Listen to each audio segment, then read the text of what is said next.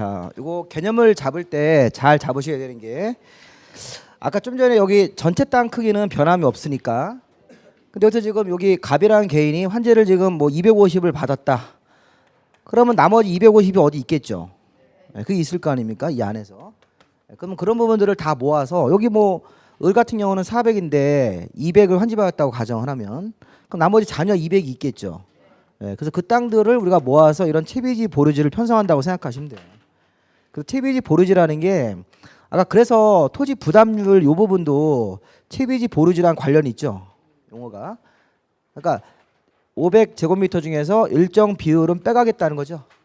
그럼 그걸 빼서 개인들한테 환지하지 않고 채비지나 보류지로 별도로 이 토지 이 사업 이후에 별도로 편성을 하겠다는 거예요.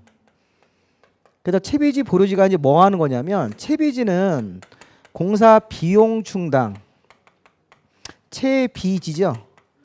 비용에 충당한다 이런 의미가 있습니다. 이게. 그러면 사업 시행자가 이 채비지에도 아파트를 짓는 거예요. 이 채비지를 별도로 빼서 이 아파트를 줘가지고 일반 매각을 치는 거예요. 일반 매각. 아까 좀 전에 우리가 수용 방식 할 때 일반인들한테 조성을 해서 파는 토지 있었죠. 그것처럼 환지 방식도 이게 일반 매각이 있다니까요. 그럼 일반 매각을 하면 이 채비지 뭐 땅을 매각하든 여기다 아파트를 지어서 아파트 자체를 분양할 수도 있습니까? 그럼 그걸 이제 시행자 일반인들이 사면 시행자에게 돈이 들어오죠. 그럼 그 돈 가지고 공사 비용을 써야 되는 거죠. 그럼 이제 보류지는 뭐 하는 거냐면 이건 기반시설을 만드는 거예요. 기반시설. 자, 우리 기반시설이 필요한가요? 시가지가 개발되면 여기다 공원도 만들어야 되고 주차장도 져야 되고 관공서도 해야 돼요. 여기 도로도 사실은 보류지 개념으로 보셔야 돼요. 이 도로가 기반시설이잖아요. 그럼 도로용지 같은 거 빼야 되지 뭐 관공서용지 이걸 다 우리가 채비지 보류지로 해서 채비지는 이제 그거는 비용 충당을 위해서 별도로 다 아파트를 진다고요. 그러니까 사실은 아파트가 아까 입체한지에도 아파트가 지어집니까? 채비지에도 아파트가 지어진다니까요. 그럼 입체한지 아파트는 원 땅 주인이 입체한지를 신청한 거 아니에요. 그래서 입체한지를 받아가서 이제 그게 마무리가 되는 거고 채비지에 지은 아파트는 일반 매각으로 빠져나가는 거라고요. 그래서 이제 우리가 여기서 기본 용어를 아셔야 됩니다. 환지 방식 할 때는 개인적으로 이렇게 적정 규모로 환지를 받는 사람도 있고 증환지 감환지 받는 사람도 있고 환지 안 받겠다고 신청하면 부지정도 있습니까? 네, 그래도 환지 대상을 토지에서 입체한지로 바꿔달라 이렇게 신청할 수도 있고 그다음 요거는 토지 소유자 의사를 묻지 않고 토지 부담률에 의해서 토지를 일정 비율 뺍니까? 네, 빼서 채비지 보류지를 편성을 하겠다. 이게 이제 환지 방식의 가장 기본입니다. 기본. 그래서 환지 방식은 이런 것들을 우리 법에다 정해놓고 요거를 처음에 환지 계획이라는 게 있어요. 환지 계획. 자, 계획이 한 개 더 있는데 그 환지 방식 그 별표시 노란색 제목 밑에 좀 보세요. 뭐라고 써 있어요? 환지 계획을 작성을 합니까? 그래서 환지 계획 안에 그게 들어가는 거예요. 그래서 환지 계획에 보면 그 아래 부분에 보시면 환지 계획은 사업 이후 교부받을 환지의 위치나 규모를 미리 정합니까? 그래서 개인들한테 너는 무슨 뭐 증환지, 감환지 같은 위치, 규모 이걸 정하는 거라고요. 그게 환지 계획의 의미예요. 환지 계획. 그래서 환지 계획을 그 만들 때는 그 양가로 1번에 거기 보면 종전 토지 및 환지의 위치, 지목, 면적 이런 것들을 고려해서 합리적으로 환지를 정한다. 적응환지라고 그래서 적응환지를 원칙으로 하되 밑에 보시면 뭐가 있어요? 부지정, 증환지, 감환지라는 게 있죠. 입체환지, 채비지, 보류지라는 게 환지 계획에 다 들어가는 거예요. 환지 계획을 보면 아 얘는 증환지 받는구나. 얘는 감환지 받는구나. 이걸 알 수 있어요. 위치도 알 수 있고. 그리고 하나만 더 거기다 메모하시면 환지 계획 안에는 환지 전후 대비도라는 게 있어요. 이거 지금 제가 한 게 전후 대비도. 환지되기 전, 환지된 후입니까? 네, 환지 전후 대비도 이게 환지 계획 안에 들어가요. 그래서 환지 전 전체 지도하고 환지된 이후에 지도가 들어가니까 자기 땅이 나중에 어느 위치로 환지된다는 걸 알 수 있어요. 그리고 환지 받을 때도 목이 좋은 데가 있습니까? 상업용지를 받는데도 이렇게 좀 뒷라인 쪽 받으면 그래서 이 환지 방식 같은 거 할 때 그래요. 아까 우리 환지 방식은 조합 만들어서 하는 경우도 있겠죠. 아까 도시개발 조합. 그러면 조합장이나 이사 이런 사람들도 그 토지 소유자 중에서 뽑죠. 그러면 지네들이 좋은 거 받아온다니까요. 조합장이 제일 좋은 거 받아가요 위치를. 그래서 기존 조합원들하고 막 다툼이 생기죠. 그래서 이제 나중에 그런 경우 실무에서 이제 조합장이 제일 이제 좋은 위치를 받아서 제일 좋은 있지 않습니까? 사거리에서 딱 모퉁이 국민은행짜리 예. 그런 거 있지 않습니까? 근데 요즘에 저 국민은행도 다 정리 안 되죠. 다 2층으로 올라가죠. 그러니까 이게 그 은행이 저기 매장을 운영하는 비가 많이 든대. 그래서 요즘에 직원도 안 뽑아요. 그래서 여직원들 다 있는 직원 내보내죠. 요즘엔 다 이제 인터넷에서 요즘 저 우리 카카오 뱅크가 생기면서 이제 그거 이제 경쟁 시스템으로 들어갔잖아요. 그래서 앞으로 시중에 있는 은행들은 다 이제 앞으로 핸드폰으로 일반적인 뭐 송금 이런 거 다 처리하고 이제 저런 객장은 다 없앨 겁니다. 몇 개 중요한 데 이렇게 해놓고 요즘에는 저기 서울에는 국민은행인가 신한은행이 은행인데 안에 도서관을 만들어놨어요. 은행 업무를 보면서 은행 업무는 조그맣게 보고 한 30%고 나머지는 다 책을 쫙 깔아놨어요. 교보문고처럼. 그래서 와서 책 보고 가시라는 거예요. 그렇게 만들었어요. 그게 무슨 얘기냐면 은행을 사람들이 안 와요. 다 핸드폰으로 처리를 다 하시라고 요즘에는. 그러니까 도서관에서 이렇게 새로 나온 신간 이렇게 보시다가 와서 은행 상담하고 가시라는 거예요. 적금 들고 가시라는 거예요. 이렇게 마케팅을 짜놨어요. 그러니까 이제 앞으로 은행도 변하고 그러니까 이제 할 거는 뭐밖에 없어요. 유통업밖에 없어 아까 구전 먹는 거밖에 없다고. 예.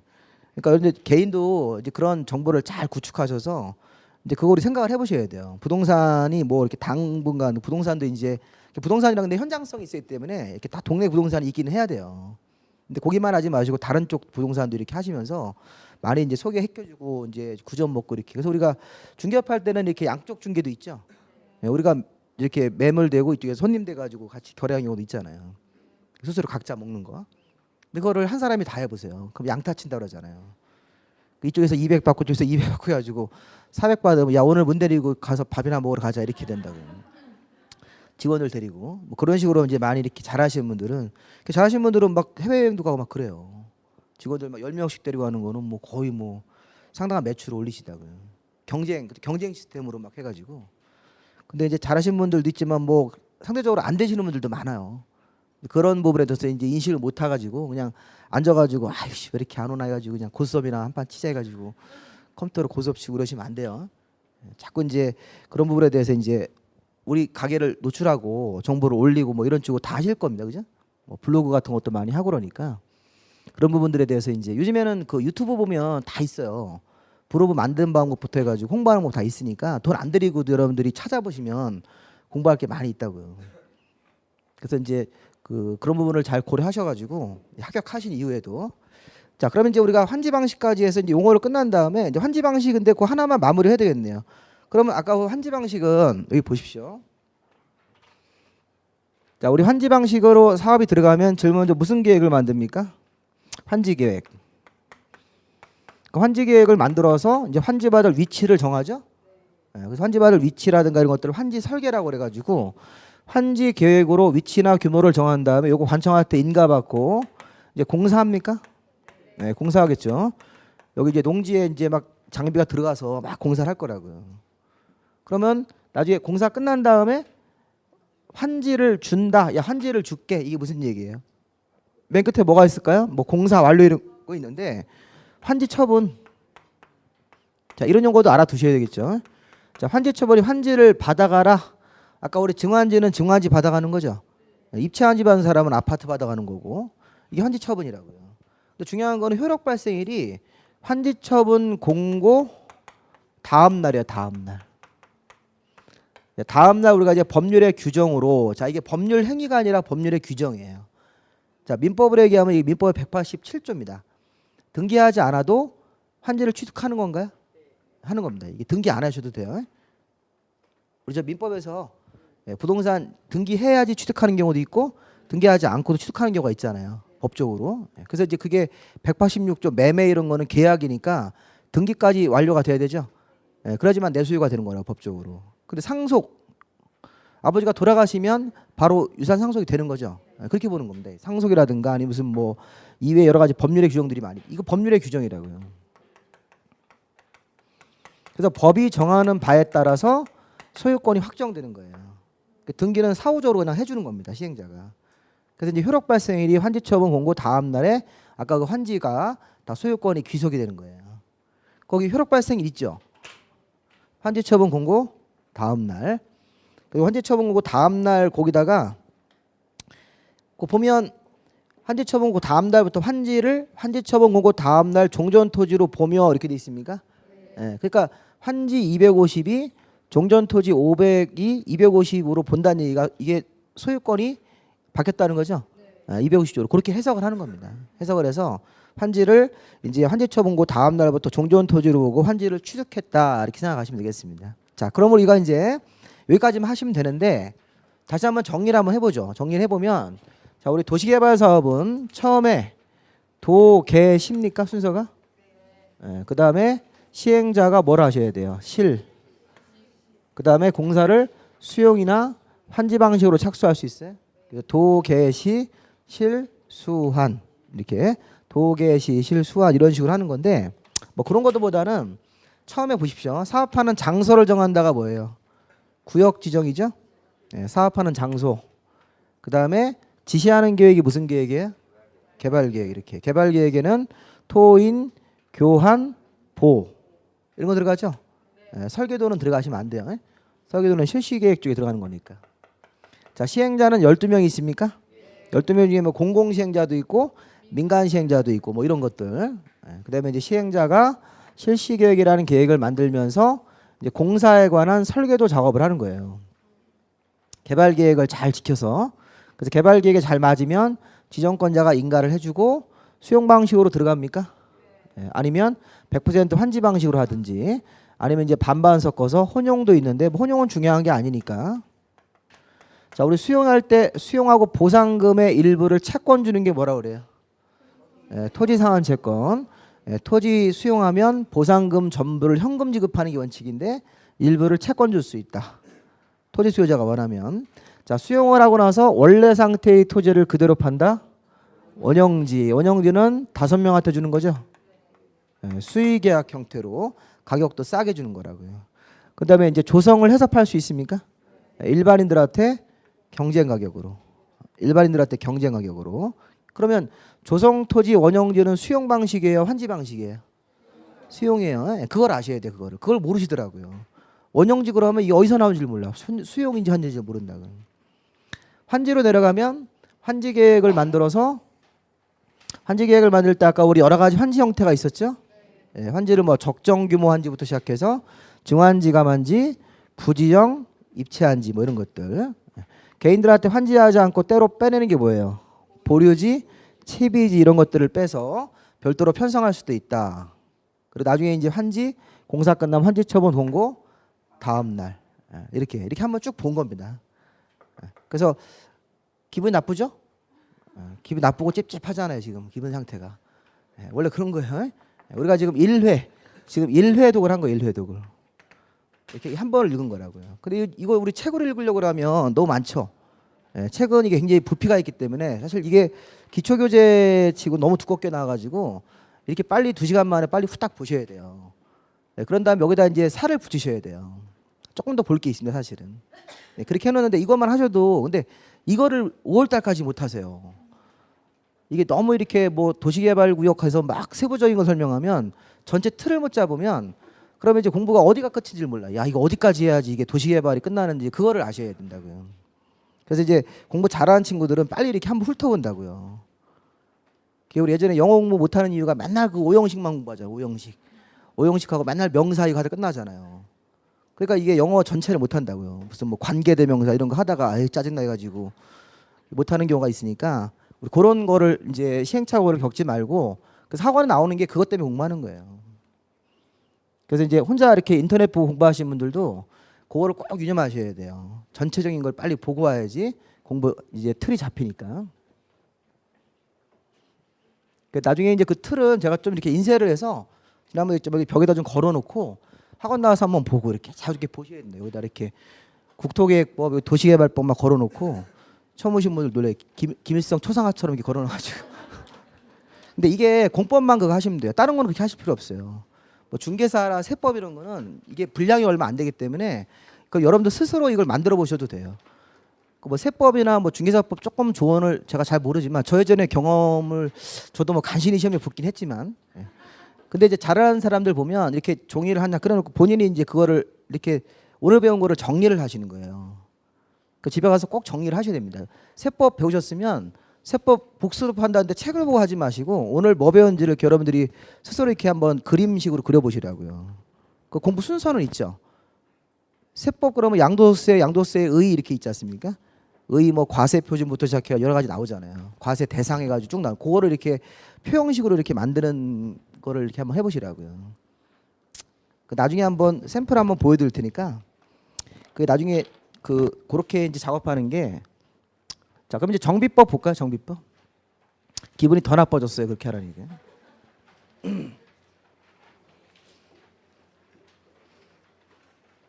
자, 이번에는 이제 도시개발 사업이 이제 그러한 순서로 진행을 했어요. 지금까지 배운 순서로. 그 뭐 도, 개, 시, 실, 수, 한 이렇게 이제 한번 생각해 보시고 그다음에 그 정비법은 좀 글자가 좀 작은데 잘 제가 중요한 것만 좀 짚어 드릴 테니까 잘 보시면서 아까 정비 사업은 몇 개 있었습니까? 네, 3개. 자, 9시가지입니다, 이제는. 자, 정비 사업은 이 3가지 사업으로 아까 우리 주거환경 개선 사업이라는 게 있었어요. 개선 이렇게 하시면 돼요. 개선. 그다음에 재개발 사업, 재건축 사업 이런 것들이 있습니다.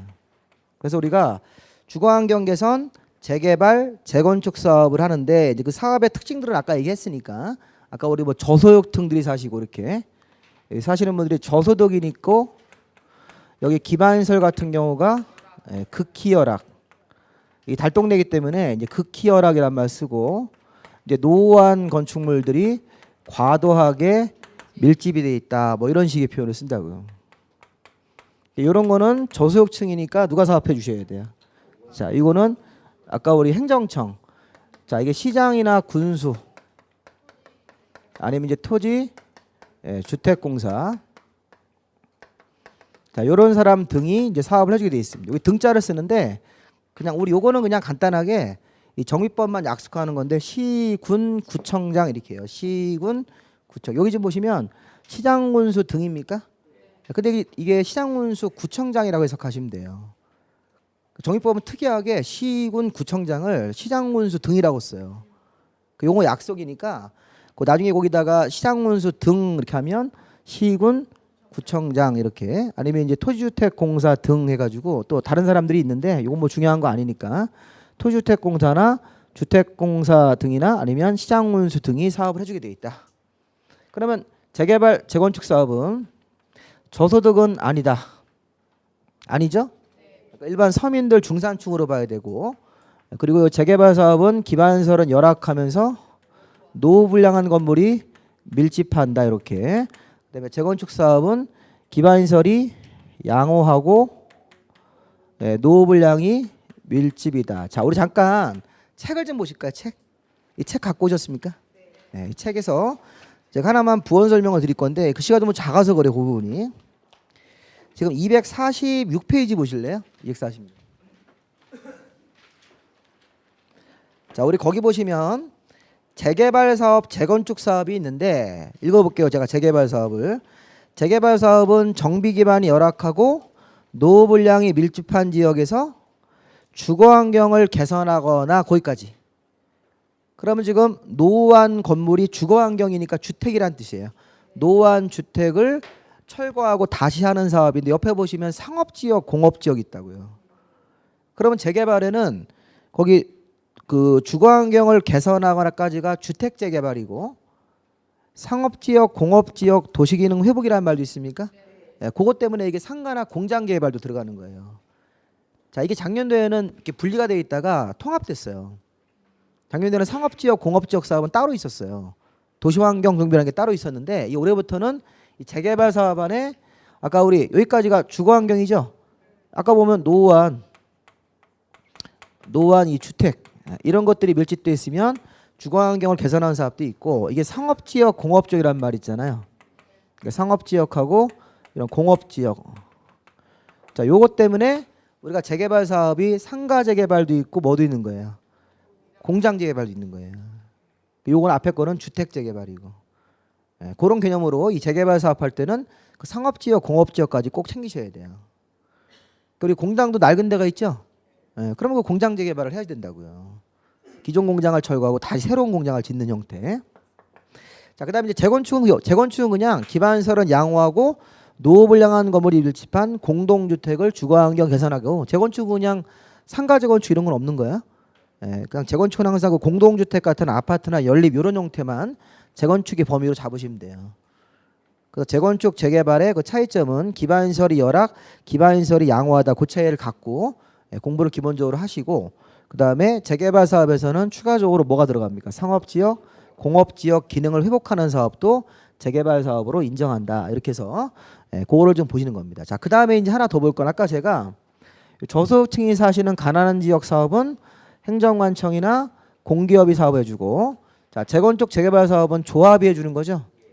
네, 이 조합이 또 나왔네요. 아까 우리 도시개발도 도시개발 조합이 있었어요. 그 다음에 정비사업할 때도 재개발조합, 재건축조합이 또 만들어지는 거라고. 누가? 소유자들이. 재개발할 때 토지 소유자, 재개발할 때 건물 소유자. 자, 제가 지금 건물 소유자라고 그랬어요. 아까 도시개발 사업할 때는 땅 가진 사람들만 시행자가 되는 거죠. 아까 우리 좀 전에 도시개발 조합 만들 때는 그 토지 소유자들만 모여서 토지 소유자 5번 시행자가 되든지 토지 소유자가 조합을 만들 수 있습니까? 네, 그러니까 도시개발법에서는 땅 중심 사업이기 때문에 건물 소유자는 들어가면 안 되는데 여기 재개발에 여기 조합 만들 때는 토지 소유자 또는 건물 소유자 이렇게 돼 있다고요. 그래서 이게 건물만 가진 사람도 조합원이 될 수 있다는 거예요. 토지만 가진 사람도 될 수 있고 제가 이제 그 얘기를 드릴 거예요 지금. 그래서 이제 우리가 그 부분이 지금 어디 있는 거냐면 247로 오세요. 247. 247에 보시면 9번 보세요. 9번. 자, 거기 보면 토지 소유자라고 돼 있어요. 토지 등 소유자라고 돼 있어요. 자, 토지 등 소유자. 재개발, 재건축할 때는 토지 등 소유자로 조합이 구성되는 거라고요.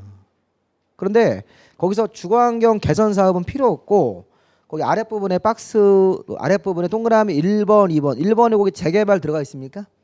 재개발할 때는 토지 등 소유자가 토지 또는 건축물 소유자 또는 그 지상권자 이렇게 돼 있습니까? 네, 근데 밑에 재건축 사업의 토지 등 소유자는 건축물 및 그 부속 토지 소유자 이렇게 돼 있네요. 자, 이게 지금 재건축 재개발에 또 차이가 생겼네요, 지금. 지금 재건축 사업을 할 때는 건축물 및 부속 토지입니까? 그럼 한 사람이 건물도 갖고 있고 토지도 갖고 있고를 두 개를 다 가지셔야 돼요. 자, 쉽게 생각하면 아파트 소유자, 아파트. 자, 아파트 소유자는 건물하고 부속 토지를 동시에 양쪽 다 가지고 있습니까? 네, 그러니까 그 사람들끼리만 재건축을 할 때는 조합을 설립할 수 있다. 토지동 소유자가 돼가지고 이 토지동 소유자가 나중에 조합 만드는 거예요. 근데 재개발할 때는 여기 보면 자, 지금 재개발 좀 만들 때는 이 토지동 소유자가 누군가 이렇게 봤더니 재개발은 토지 소유자 또는 건축물 소유자 이렇게 돼 있다고요. 그리고 또는 지상권자로 돼 있다고 이렇게. 그러니까 지상권자 일단 신경 쓰지 마시고 용익물권자인데 자, 우리가 토지만 갖고 있거나 이런 뜻이에요. 아니면 토지 없이 건물만 가진 사람. 그리고 토지 건물을 양쪽 다 가진 사람은 당연히 되는 거예요. 당연히. 최소한 재개발 사업은 토지든 건물이든 게다가 지상권자 있습니까? 이런 권리가 하나만 있으면 토지동 소유자가 돼가지고 나중에 뭐가 됩니까? 조합원 될 수 있다는 거죠. 근데 이게 이제 재건축의 조합원 토지동 소유자 할 때는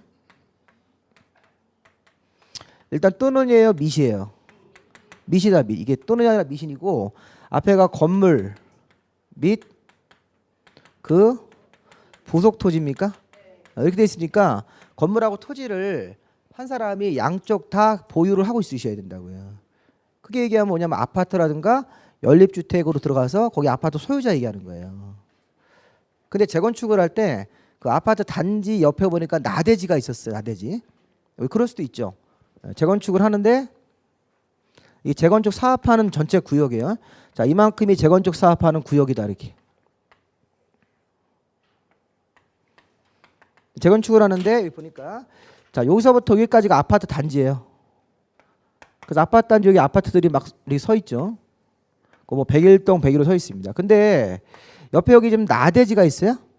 빈 땅이 있다고요. 그 소유자가 갑이라고 이렇게. 그럼 여기 지금 땅만 있는 사람은 전체가 이게 재건축하는 구역으로 들어가더라도 아까 토지동 소유자가 돼야 안 돼요? 안 되고 이 땅을 돈으로 이제 보상받고 나오실 수밖에 없어요. 그러니까 이게 재건축 같은 경우는 땅만 가지시면 안 돼요. 이것도 빨리 여기다 건물을 지어야 된다고요. 뭐 원룸을 짓든 간에 조그맣게 뭐 다세대 연립을 짓든 간에 지으셔가지고 건물하고 토지를 양쪽 다 보유하고 있는 형태를 유지하셔야지 재건축 조합원이 돼서 나중에 아파트를 받을 수 있는 권리. 그래서 내 친구는 땅만 있어도 나중에 조합원 되던데 막 그런다고요.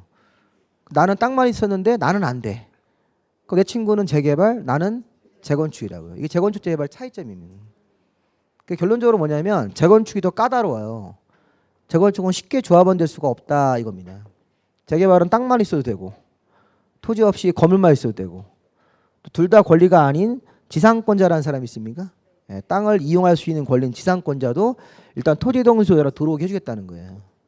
조합원지를 주겠다 이렇게 이런 식으로 되는 거니까 자 우리가 지금 재건축 재개발의 차이를 지금 공부한 겁니다.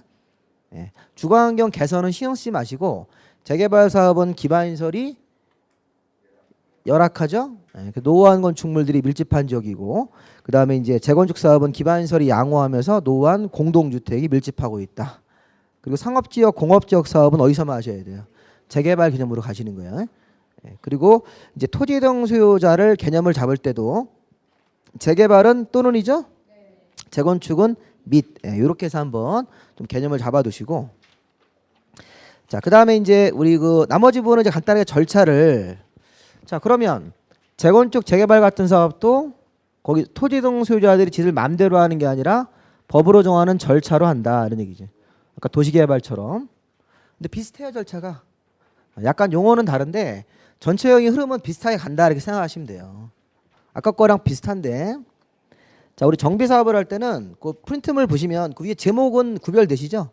기본계획 수립고시 옆에 정비계획 수립 정비구역 지정고시 시행자 그다음에 사업시행계획 자 그 사업시행계획이 실시계획하고 같은 거예요. 자 그 사업시행계획 읽어보시면 그 아랫부분에 무슨 설계도 이런 게 들어갈 거라고요. 그러니까 우리가 재개발 사업할 때도 시행자가 나오면 뒤에 뭐가 나옵니까? 실시계획이 나오는데 이름을 똑같이 안 부르고 사업시행계획으로 약간 변화만 시킨 거예요. 그 사업시행계획에서 우리가 이제 설계도와 자금계획을 확인할 수 있어요. 설계도 자금계획. 아까 도시개발도 이렇게 도시개발 사업 시행자가 있으면 실시계획이 있었죠. 설계도 그 작업이 들어가시는 거예요. 그리고 이제 공사의 착수 이렇게 돼 있습니까? 공사의 착수. 공사 착수는 그 아랫부분에 보시면 무슨 뭐 관리처분계획 이런 거가 하나 나올 거예요. 번호 2번에 보시면 관리처분계획이라는 게 있습니까? 그래서 관리처분계획을 이제 오늘 이제 이해하시면 집에 이제 가시면 돼요. 그 이해하시고 관리처분계획. 관리처분계획이 아까 환지계획하고 같은 겁니다. 환지계획은 땅을 간 사람한테 땅으로 주는 거죠. 그게 원칙이잖아요. 근데 관리처분계획은 낡은 주택 소유자한테 새로운 주택으로 주는 거예요. 교환해 주는 거예요, 교환. 근데 교환 대상이 다르네. 교환 대상이 땅일 때는 환지. 그다음에 주택 가지고 있는 소유자한테 새로운 주택을 주면 이거는 관리처분계획이라고 그래요. 환지계획이라고 한 거라고 관리처분계획이라고 합니다. 근데 본질적인 거는 교환해 준다는 거잖아요. 그래서 이 환지계획을 다른 말로 환지계획 관리처분계획을 다른 말로 환권계획이라는 말도 써요. 환권. 권리가 변환됐다. 새로운 주택 이런 말도 쓰는데 우리 그냥 관리처분계획 시험에 나오는 대로 하는 게 좋으니까 자 관리처분계획은 환지계획과 유사합니까? 유사하다 이렇게 생각하시면 되겠습니다. 자 그러면 이거 한번 보세요. 제가 이제 이 부분을 좀 천천히 한번 볼 테니까 자 아까 정비사업 중에서 제일 중요한 게 무슨 사업이에요? 재개발 사업하고 재건축 사업인데 재개발과 재건축 사업의 절차는 같아요. 같습니다. 사업의 특징은 차이가 있지만 사업 순서는 자 우리 재건축 재개발 사업할 때는 자 서울시장님이나 광주시장님이 기본계획이라는 계획을 자 먼저 수립해 줘야 됩니다. 자, 이 기본계획이 사업에 대해서 총괄적으로 지시하는 계획이에요. 자, 이제 요게 자 아까 우리 그 도시개발에서 개발계획하고 똑같은 거예요. 아까 개발계획 있었죠? 토인, 교환 이런 거 있었잖아요. 그거랑 비슷하게 재건축 재개발 사업도 내가 시키는 대로 해라 이렇게 지시하는 계획이 있어요. 근데 자 요거는 누가 하는 거냐면 자 이게 이제 도시 안에서 하는 거예요. 도시 안에서. 자 이건 도시 안에서 만드는 재건축 재개발. 서울이라는 도시 전체적으로 또는 광주면 광주라는 도시 전체적으로 하는 거라서 이건 누가 하는 거냐면 서울에서는 서울 특별시장. 우리 옛날에 그 도시가 6개 있었잖아요. 그거 생각하시면 돼요. 광역시에서는 광역시장님이, 세종시에서는 자치시장, 제주에서는 자치도지사, 그 다음에 시장님이죠. 그 다음에 6명이니까 군수 나와야 되는 거죠. 근데 군 단위는 안 한다고 이렇게. 이게 도시에서 하는 건데 군 단위 시골에서는 기본계획이라는 계획이 없어요. 자, 거기 기본계획 보세요. 자, 기본계획은 총괄적인 기본계획, 총괄적으로 지시하는 계획인데, 자 밑에 수립권자라고 되어 있습니까? 설명하는 박스에. 네, 기본계획은 특별시장, 광역시장, 자치시장, 자치도지사, 그 다음에 시장이 수립을 해야 된다 이렇게 돼 있잖아요. 그래서 이제 아까 막 또 뭐 도시개발하고 헷갈리지 마시고 일단 요건 요거대로 보시자고요. 개발 기본계획은 그 5명이 수립하는데 그 기본계획의 내용, 그럼 기본계획이 뭐냐? 기본계획을 한번 설명해 볼게요. 자, 여기서는 토인교환 이런 말도 비싸게 나온 것도 있어요. 거기 보시면 뭐 토지용 계획도 있고 일본의 교통 계획도 있죠. 네, 근데 그 아래 중요한 게 2번이에요. 2번. 정비 예정구역의 개략적 범위. 자, 정비 예정구역의 개략적 범위가 기본계획으로 나오셔야 돼요. 정비 예정구역. 자, 이제 이렇게 한번 생각해 보죠. 자, 여기가 지금 서울특별시다. 자, 서울특별시를 예를 들게요. 여기 광주지만. 자, 우리 서울특별시장님은 지금 박원순 시장님이 하시지 않습니까? 그럼 서울시장님이 서울시를 가만히 보니까 낡은 동네가 많이 있어요? 구시가지가? 그러면 낡은 동네를 일단은 재개발 사업을 한다고 발표하는데 어떻게 발표하냐면 처음엔 여기를 정비구역이에요? 정비예정구역이에요? 이렇게 예정구역 후보지를 발표한다고요. 자, 요게 이제 아까 도시개발하고 좀 달라요. 도시개발은 처음부터 그냥 도시개발 구역이죠. 재개발 사업을 일단 예정구역이라는 걸 먼저 발표해요. 후보지를. 여기 보면 이 동네가 붙어요. 서울에 낡은 동네가 뭐 홍은동이라는 동네가 있다 이렇게. 서대문구 홍은동 있었죠 우리 예전에. 예, 그다음 여기 보시면 뭐 서울에 왕십리가 있으면 이 왕십리라는 동네도 그 동네 일정 지역을 낡은 동네를 재개발 사업한다고 정비 예정구역이라는 걸 해요. 아니면 또 저 서울에 뭐 노원구 상계동 이런 데 가보면 여기 상계동도 여기를 정비 예정구역이다 이렇게 발표해 준다고요. 이렇게. 그러면 정비 예정구역이 되면 재개발 사업에 일단 시작을 스타트를 끄는 거죠. 후보로 들어갔으니까. 근데 이제 서울시가 이 기본계획으로 발표하는 예정구역만 현재 170개예요. 제가 예를 들어 좀 3개만 보여드린 거예요. 그러니까 되게 많죠. 그러니까 서울에 낡은 동네가 그만큼 많다는 거예요. 광주도 마찬가지예요. 광주도 광역시장님이 재개발 기본계획이라는 걸 만들어요. 광주시 재개발 기본계획이 나오면 거기서 이런 예정구역 후보지가 발표되는 거라고요. 그럼 보세요. 후보지가 나오면 이제 그 다음에 할 일이 뭐냐? 이제 그 다음 칸 넘어가십니다. 이렇게. 자, 그것만 보시면 돼요. 정비계획 수립, 정비구역 지정입니까? 네, 저는 이제 밑으로 갔지만 여러분들이 옆으로 가셔야죠. 자, 이게 보면 정비계획이라는 세부 계획을 한 개를 더 만드셔야 돼요. 자, 이거 보세요. 자, 이거를 세부적으로 지시하는 계획. 자, 지금 무슨 말이냐면 잘 보시면 아까 기본계획은 서울시나 광주광역시 전체에다가 뭘 발표한다? 예정구역을 발표했습니까? 네, 그럼 이 홍은동 안으로 들어가서 홍은동 정비 예정구역에다가 세부적으로 지시하는 계획을 구청장이 하시는 거예요. 구청장이. 네. 자, 일단 여기 서울시와 광역시만 생각하세요. 다른 도시는 생각하지 마시고. 자, 서울특별시나 광역시 밑에는 구청장들이 있습니까? 그래서 구청장들이 이런 정비계획을 만드시는 거예요. 이 구청장이 세부적으로 홍은동 정비계획이라는 세부계획을 하나 더 만드시는데, 자, 요 안에 뭐가 들어가는 거냐면, 자, 거기다 이제 메모하세요. 정비계획에다가 이게 사업하는 정확한 면적하고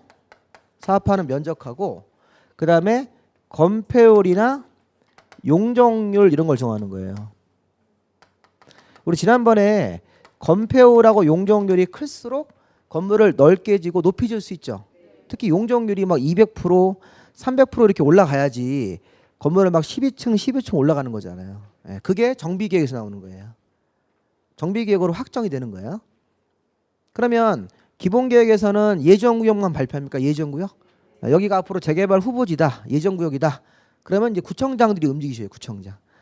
서울이나 광역시는 구청장들이 홍은동 담당구청장 서대문구, 여기는 성동구 그러면 구청장들이 자기 해당 예정구역으로 쏙 들어가서 이런 정비계획이라는 세부 지시하는 계획, 세부 이제 조합한테 지시하는 계획을 만드셔야 돼요. 건폐율, 용적률, 건물의 높이 이런 걸 정한다. 높이. 자, 이런 거를 정해서 최종적으로 정비계획을 만든 다음에 이 정비계획을 이렇게 첨부해가지고 정비 구역, 정비구역의 지정 단계로 넘어오셔야 돼요. 자, 그럼 이게 무슨 얘기냐면 예정자가 떨어진다는 거죠. 이렇게. 지금 예정자가 떨어지면 뭐가 됩니까? 정비구역이 되는데 이게 확정되셔야 돼요. 그러면 그 동네에 프랜카드가 붙는 거예요. 정비구역 확정이라고. 근데 실무 가면 예정구역인데도 붙여요. 그럼 제가 가서 뭐라고 그래요? 띠라고 한다고요. 정비 예정구역은 말 그대로 뭐예요? 후보예요. 후보. 예. 후보 상태인데 후보 상태에서 붙인다고 사람들한테. 주민들한테 막 알리기 위해서. 우리 동네가 앞으로 재개발 예정구역이다. 그럼 재개발 예정구역이라는 얘기는 앞으로 우리 지금 현재 낡은 집들이 재개발 사업이 돼 새 집이 되죠. 그러니까 사업하는 기간 동안 이렇게 가격이 올라갈 수도 있습니까? 예, 그런 걸 막 암시를 주려고 예정구역 됐다고 막 그런다고요. 그러니까 좋은 소식이다 막 그러죠. 예, 근데 그게 아니라 예정구역은 말 그대로 예정구역이고 그래서 경우에 따라서는 정비 예정구역으로 기본계획으로 들어갔는데 이 정비구역 지정으로 가는 거를 기간을 3년을 줘요. 3년. 3년 동안 못하면 정비 예정구역은 없어져 버립니다. 그래서 우리 그것도 그냥 참고로 알아두세요. 기본계획으로 예정구역으로 들어갔습니까? 네, 그런데 정비계획을 빨리 만들고 정비구역을 정하는 거로 3년 안에 가셔야 돼요. 못 가면 정비 예정구역 자체가 그냥 해제가 되면서 재개발 사업은 하지 않겠다 이렇게 끝나는 거예요. 그 재개발 사업은 조금 이 구역이 더 어려워요. 구역이 처음에 예정구역부터 먼저 들어가고 정비계획이라는 계획을 한 개를 더 만들어서 최종적으로 자 구청장이 이걸 올려요. 누가 올립니까? 특광한테. 서울특별시나 광역시장님이 정비 예정구역도 해주고 정비구역도 해주시는 거예요. 자, 이렇게 돼 있어요 법에서. 그래서 이제 우리가 조금 오늘 뭐 도시개발하고 정비를 좀 같이 배우기는 좀 무리가 있긴 한데 일단 우리 재개발 쪽이 좀 더 중요하고 어려우니까 앞에 건 싹 다 잊으세요. 그리고 정비법에서 어떻게 했냐면 기본계획으로 서울시장님이나 광주시장님이 예정구역을 발표해 주면 담당 구청장들이 정비계획이라는 세부 계획을 또 만듭니까? 세부적으로 나중에 이제 구청장이 세부적으로 지시하는 계획을 만든다고요. 그러니까 이걸 만들어서 최종적으로 특광한테 올려서 특광이 읽어보고 정비계획이 잘 됐다. 그러면 정비구역으로 확정시켜 주는 거예요. 그럼 이렇게 경축하고 프랜카드 걸리는 거라고 그렇게. 발표 이렇게. 자, 그러면 아까 제가 재건축 재개발은 구역이 정해지면 그러면 조합 만드는 거예요? 네, 이 조합이란 단체가 재개발조합, 재건축조합이 바로 설립이 되는 거예요. 이게 바로 우리가 시행자라고 그래요. 시행자. 자, 우리 재건축 재개발 사업은 그냥 처음부터 조합이에요.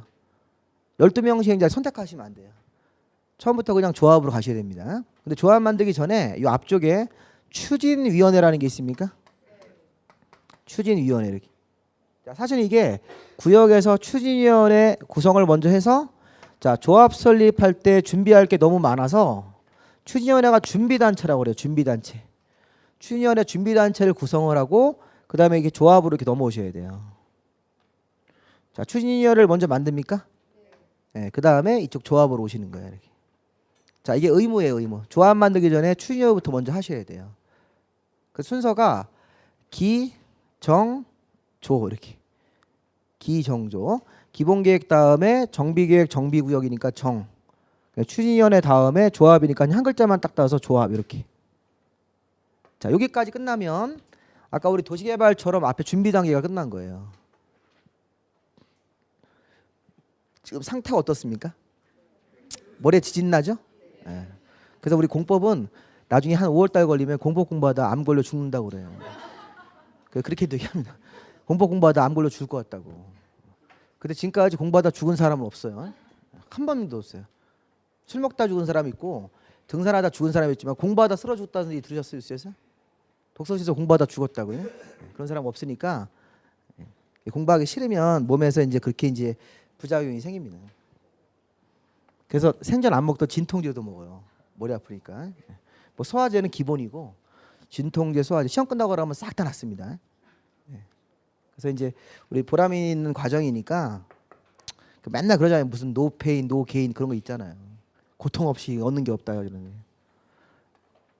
자, 그러면 이 조합이 자, 여기서 이제 조합이 시행자죠. 그러면 조합이 그 다음에 할 일이 뭐예요? 이게 사업 시행 계획 이렇게. 자, 사업 시행 계획 안에 자, 설계도가 들어가는 거야. 자, 좀 전에 기본 계획하고 정비 계획은 관청이 만들어요. 관청? 관청이 자, 우리가 기본 계획이나 정비 계획이라는 계획을 만들어서 이제 지시를 하는 거예요. 지시. 관청이 하는 역할이 있고 시행자가 이제 정해지면 이제 시행자가 움직여야죠. 조합이 자, 우리가 설계도를 그리겠습니다. 이렇게. 자, 설계도와 자금 계획입니다. 예를 들어서 자, 우리 재개발 조합원이 재개발 뭐 재건축 조합원이 1000명이 있다 이렇게. 그럴 수 있죠? 근데 여기 지금 설계도를 뽑아 보니까 아파트를 1500개를 짓겠다 이렇게 할 수 있을까요? 이럴 수 있다는 거예요. 그럼 이게 지금 어떤 예예요? 500개가 지금 남죠.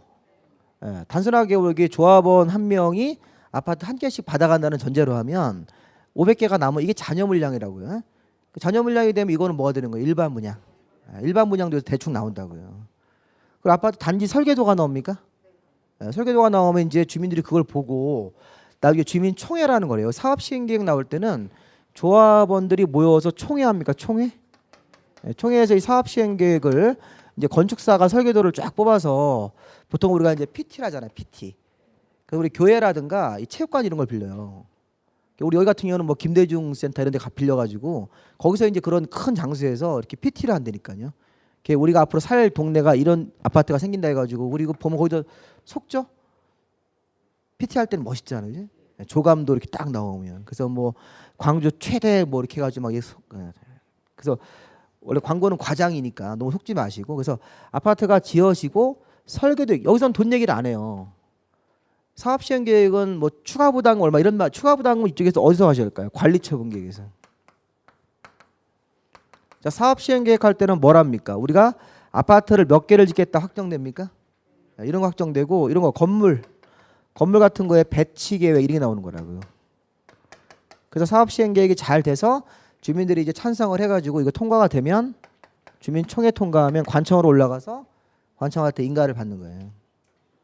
그러고 나서 고시. 자, 그러니까 우리가 이렇게 사업 시행 계획이라는 거 자체가 이제 아까 실시 계획하고 같은 거다 이렇게 생각을 하시면 되겠습니다. 자, 그다음에 이제 마지막 단계가 뭐 하는 거예요? 조합원들한테 분양을 한 단계 분양. 자, 이게 관리처분 계획이 뭐랑 같아요? 아까 환지 계획하고. 자, 환지 계획이 종전 땅 가진 사람한테 어느 땅 위치로 환지해 준다 이런 계획이죠. 요거는 종전에 뭐 24평짜리 빌라 가진 사람한테 32평 아파트를 준다 이렇게 분양을 확정하는 거라고요. 그래서 관리처분 계획은 조합원들한테 몇 평대 평수 이런 거 평형대 있습니까? 평형대 있죠. 네, 그다음에 동호수. 자, 이런 거를 정하는 거예요. 그리고 여기서 제일 중요한 게 뭐냐 하면 돈이죠. 돈. 추가 부담금 내야 됩니까? 이런 건 내야 돼요. 추가 부담금. 자, 이런 거를 최종적으로 확정을 해서 추가 부담금 같은 거 내고 이 추가 부담금 내셔야 돼요. 아까 저 환지할 때도 3억짜리 땅을 5억으로 받잖아요. 그러니까 2억 내잖아요. 똑같은 거예요. 똑같은 개념이라고요. 제가 18평짜리 빌라가 있었다. 18평짜리 연립 있었다. 연립. 자, 사업하기 전에 제가 18평짜리 연립이 있는데 이 금액을 계산해 보니까 얘가 예를 들어서 2억 나왔다. 그럼 내가 새 아파트를 받아요. 새 아파트를 받을 때 우리 아파트는 24평대부터 시작한다 이렇게. 재개발 사업 끝난 다음에 아파트를 1500개를 짓는데 24평대가 40%, 그다음에 32평대가 40%, 나머지는 큰 평수 있어? 네, 그렇게 줘요. 보통 4대 4대 2로 진다고요. 그럼 제가 24평대를 신청했더니 이게 아파트 얼마였더니 4억이래요. 그럴 수 있어요? 새 아파트니까. 그럼 이거 지금 제가 가격 차이가 생겼네? 생겼죠? 여기 2억에서 4억짜리 아파트 받으니까 어떻게 해야 돼요? 제가 2억을 조합에게 지급을 해야 된다니까요. 해야 되죠? 그러니까 보통 이런 건 새 아파트니까 대출 받아서 지급하고 이 아파트를 받는 거라고요. 아까 그 환지랑 똑같잖아요. 똑같은 거죠? 단지 재개발 사업 여기서 뭐가 있냐면 재개발 사업은 여기서 돈이 금액이 증액될 수도 있고 2억이란 돈에서 증액이 될 수도 있고 감액이 될 수도 있어요. 왜 이런 문제가 생기냐면 아까 우리 재개발 사업할 때 1,500개를 지니까 500개가 남았습니까? 그럼 이걸 우리가 일반 분양이라는 걸 해요? 그럼 일반 분양을 나중에 이제 관리처분 계획 이거 한 다음에 뒤에 이제 일반 분양이라는 걸 하는데 일반 분양을 해서 수입이 1,000억이 생겼어요. 1,000억. 돈이 생겼죠? 그런데 이 사업할 때 비용 들어가나요? 비용? 이 수입이라고 수입. 근데 비용도 있잖아요. 비용은 무슨 비용이에요? 당연히 공사비 들죠? 뭐 설계비 듭니까? 설계비 들고. 이 조합 사무실 운영비가 있어야 돼요? 그죠? 추진위원회면 추진위원회 운영비가 있습니다. 이걸 다 계산해 보니까 잘 보세요. 900억 나왔어요. 900억. 그러면 1,000억 생겼는데 비용이 900억 생기면 양쪽 차익이 지금 100억이 흑자 났죠. 사업 전체적으로 흑자가 났어요. 이게. 지금 일반 분양을 이렇게 조합원들한테 1,000개 주고 남은 거는 일반 분양을 뺐더니 그걸 팔아서 1,000억이라는 돈이 생겼는데 수입이 생겼는데 나중에 조합 비용을 계산해 보니까 총 900억 든다. 그러면 100억이 남았잖아요. 이 100억을 조합원한테 분배해 준다고요. 그 조합원들이 분배를 받았는데 내가 분배받은 돈이 2천만 원이다. 이렇게 분배받았어. 2천만 원. 그럼 내가 낼 돈 2억에서 2천만 원이 어떻게 되는 거예요? 감액이 돼서 1억 8천만 내시면 되는 거예요. 그렇게 되는 거고 오히려 이 비용이 1,200 될 수 있어요. 이렇게. 이 1,200억이 되면 그럼 200억이 지금 적자가 났습니까? 적자가 나면 여기서 200억이 마이너스가 났죠. 그럼 200억이라는 돈을 다 조합원한테 추가 징수를 해요. 종전 아파트하고 나중 아파트 차이 이거 말고 추가적으로 또 계산할 게 있다는 거예요. 그래서 만약에 저한테 이게 200억 적자라니까 나한테 4천만 원 더 내라는 거예요. 그럼 돈이 깎이는 게 아니라 증액되죠. 4천만 원 증가돼서 2억 4천 내셔야 된다고요. 그게 된 거죠. 2억 4천 냈는데 나중에 이 아파트가 이게 조합원한테 주는 금액이 4억인데 한 1년 뒤에 가니까 5억 되면 이익 된 거죠. 내가 4억 4천짜리 이렇게 받아가지고 나중에 5억 됐으니까. 근데 나중에 이게 4억 4천 이렇게 해고 샀는데 오히려 가격이 떨어지는 경우도 있어요. 그러면 이제 그 재개발 아파트는 이제 사업성이 없는 거죠. 이렇게. 그리고 나중에 이제 뭐가 있냐면 우리 시험 문제에서는 잘 안 나오는데 비례율이라는 게 있어요. 비례율. 재개발 사업할 때는 비례율이라는 게 100%가 되면 이 딱 맞는 거예요. 수입과 비용이 딱 정확하게 일치한 거예요. 그러면 비례율이 90%로 떨어지면 그럼 이게 이제 적자가 난 거예요. 비례율이 110% 이렇게 되면 흑자가 난 겁니다. 그 나중에 이제 재개발할 때는 야 니들 비례율 얼마냐 이렇게 물어보세요. 비례율 몇 % 예정하냐? 그 서울에 저기 고려대학교 뒤에 보문동이라는 데가 있는데 그 비례율이 67% 나왔어요. 그래서 추가 부담금을 3억 5천을 내셔야 돼요. 그래서 그렇게 되면 뭐 종전 재산이 뭐 1억도 평가가 안 나오고 새 아파트 받는 금액이 뭐 4억 몇천 돼 가지고 종전 재산이 1억도 평가가 안 나왔어요, 이게. 그 종전에 뭐 단독주택 뭐 이렇게 해가지고 나왔는데 종전업계 1억 새로 이렇게 새로 아파트 값이 얼마 그 다음에 이 공사에 적자가 나가지고 추가 부담금까지 내가지고서 돈을 뭐 3억 8천인가 4억 가까이 내셔야 돼요. 그럼 사업이 되겠어요? 안 되죠. 그 서민들한테 24평짜리 아파트 받는데 돈을 뭐 4억 가까이 내라고 그러면 그거 누가 받겠습니까? 사업이 중단돼 있다고요. 그래서 뭐 조합장을 뭐 이렇게 고발하고 막 그런다고요. 조합장이 중간에 무슨 그러니까 이게 왜 이렇게 여기서 조작을 할 수 있죠? 뭐 조작할 수 있어요? 일단 비용을 과대하게 계산하는 게 비용을. 조합장이 막 여기 건설업자 공사비랑 이렇게 짜고 건설회장 짜고 공사비가 원래 한 500억 들어가는 거를 550억 이렇게 책정해서 50억 나눠 먹자 이렇게 하자는 거네. 조합장이 차를 여서 에쿠스를 뽑았다니까요. 그러면 돼야 안 돼요? 안 돼. 조합장이 우리는 한 끼를 먹어도 맛있는 걸 먹어야 된다고 그래가지고 한 끼를 막 10만 원짜리 이상만 먹고 다니는 거예요. 옆에 있는 조합장은 사무실에서 컵라면 먹고 있더라고요. 그래서 우리가 그런 조합장들은 빨리 잘라야 됩니다. 그래서 이게 그리고 또 경우에 따라서는 여기 보면 이런 것도 있어요. 조합원들한테 여행을 보낸다고요. 무료 여행, 단풍 여행이래 가지고. 그러면 사람들이 오면서 또 거기 끝날 때 밥솥을 줘요. 밥솥. 쿠쿠를 준다고 쿠쿠. 그거 받아오면서 좋다고 막 그러죠. 아, 우리 조합장 최고라고. 나중에 다 돈 내셔야 돼요 여기서. 관리처분계획으로 추가 부담금에 다 징수하는 거예요. 건설회사가 바보가 아니잖아요. 건설회사가 보내주는 건데 건설회사가 나중에 다 이렇게 돈을 대주다가 나중에 관리처분계획을 한 방에 때리는 거 이쪽에서 다 부담시키는 겁니다. 다 이 공사비에 다 계상되는 거예요. 공짜가 어디 있습니까? 그 재개발 사업은 항상 우리가 어떻게 되냐면 재개발 사업은 일반 분양이 많아야 돼요. 수입이니까. 일반 분양이 많아서 이게 막 1,800개 이렇게 올라가야 되는 거고. 근데 이거는 관청이 정비계획으로 용적률을 해준다고요. 그래서 구청장한테 압력을 넣어서 용적률을 높이셔야 돼요. 아니면 광주시에 이렇게 압력도 넣고. 그런 다음에 나중에 공사기간은 줄여야 됩니까? 네, 공사기간은 빨리빨리 짧게 해야 되고.